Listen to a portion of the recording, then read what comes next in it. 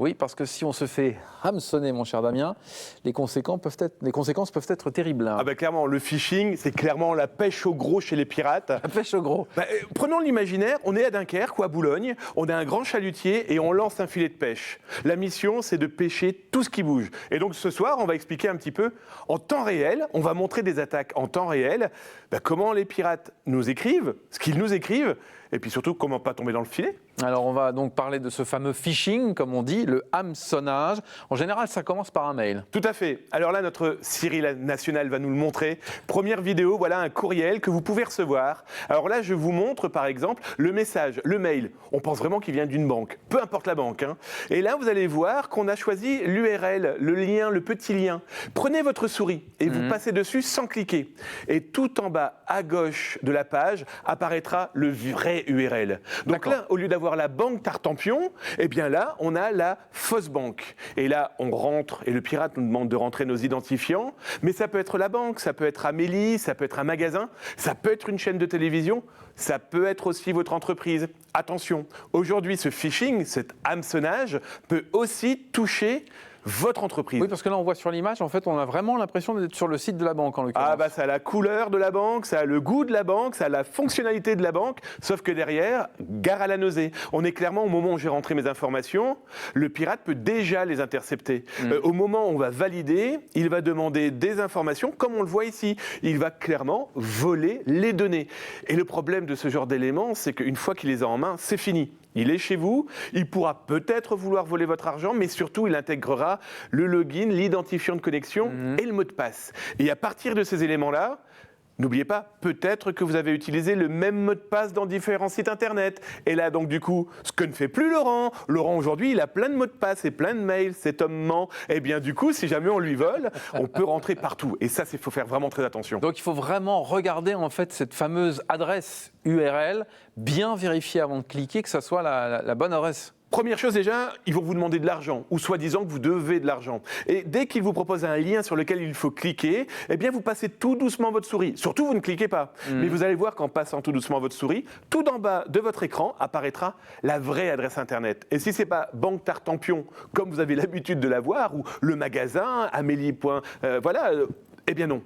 Direction la poubelle, le courriel. Ok, mais on regarde bien et on prend son temps parce que parfois, on est dans le détail. C'est une lettre qui change, c'est un signe, c'est ça. Ouais, c'est ça qui est fou. C'est que par exemple, là, le deuxième exemple, c'est une boutique à l'international et on se dit, tiens, il est marqué ebay.com. Mais ça peut être pour tout le monde. Ça peut être fnac.com, ça peut être Weo, etc.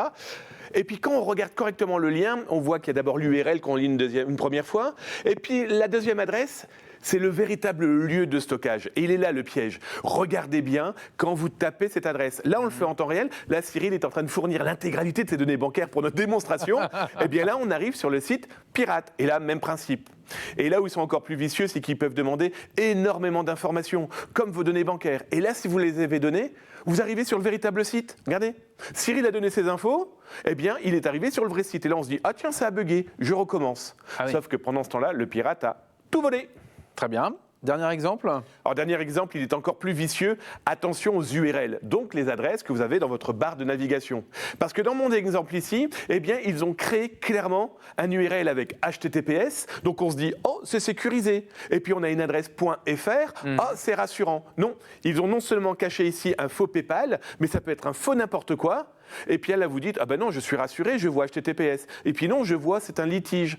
Et là, les gens rentrent leur login et leur mot de passe. Et attention, ils peuvent aussi vous demander votre double authentification, ce fameux double code que vous recevez sur votre téléphone, ou alors sur les petits cartons que vous avez à la maison. Prudence, parce qu'ils collectent ça aussi. Voilà, par exemple, ma banque m'envoie un SMS avec un numéro que je dois donner. C'est bien ça ou c'est pas bien? C'est très bien, c'est même obligatoire. La double authentification aujourd'hui.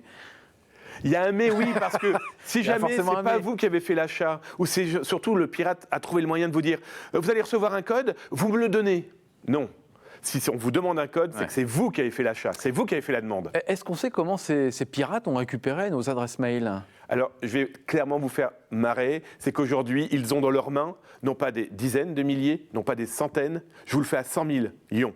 200 millions de mails qu'ils ont collectés à droite à gauche, sur des sites internet, via les moteurs de recherche. Et ils font des gros paquets et puis ils les envoient au kilomètre. Pensez à mon bateau de pêche, à mon grand filet. Ouais. C'est exactement ce qu'ils font. J'ai un antivirus. Bon Oui. antivirus. C'est efficace, ça ou pas? Oui et non. Très Parce bien. que, mais non, parce que l'antivirus tout seul ne sert à rien. Aujourd'hui, c'est des suites qui sont proposées. Des suites antivirus, mais aussi anti-phishing, anti-hameçonnage, qui ont des adresses ou sont au courant ou sont alertés par anti-signal spam, par exemple, qui permet de se dire « Oh là là, c'est un danger ». Mais avant de connaître l'ennemi, il faut le connaître. On a fait tout notre petit truc, là. On a donné nos coordonnées. C'est trop tard, on fait quoi? Ah oui, c'est clairement trop tard. Tout de suite, on alerte la banque. Tout de suite, on change l'intégralité de ses mots de passe. Et là, on va se dire, mon Dieu, c'est le mot de passe sur une quinzaine, une trentaine, une quarantaine de sites web. Je l'ai vu la semaine dernière, hein. On a fait une démonstration avec des gens que j'avais rencontrés. Ils avaient 120 sites web sur lesquels ils avaient la même clé d'entrée. Vous passerez plus de temps à tout changer en espérant que le pirate soit pas plus rapide. Et là, vous avez ramené des clés? Oui, alors notre réalisateur adoré va adorer ce moment de zoom intégral. Alors là, ce sont des clés qu'on appelle de sécurité, de double authentification. Ouais. Et en gros, ça, c'est la clé physique qui est demandée obligatoirement avec votre mot de passe. Sans ça, hop, alors... Ne bougez pas, bougez pas, bougez pas. Oh là là, ne bougez pas, mon ami. Voilà, Ouais, très là bien. Là où je souffre, hop, comme Voilà. ça. Et donc, ça ces clés-là se mettent donc soit sur le téléphone directement, c'est en sans fil, D'accord. ou alors en clé USB dans Et l'ordinateur. ça, c'est efficace, ça. Oui, parce que vous rentrez votre mot de passe et vous êtes obligé de rentrer ces petites clés. Sans ça, vous ne rentrez pas. Merci beaucoup, Damien Bancal. On vous retrouve sur votre site internet zataz.com. À très vite.